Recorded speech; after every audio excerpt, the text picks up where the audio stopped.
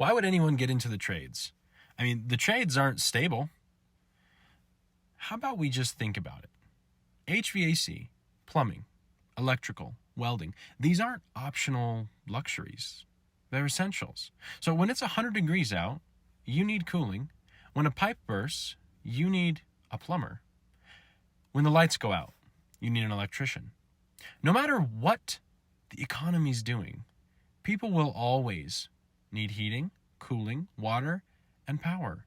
That's job security. So the next time someone tells you the trades aren't stable, just remember, this work is what keeps life running.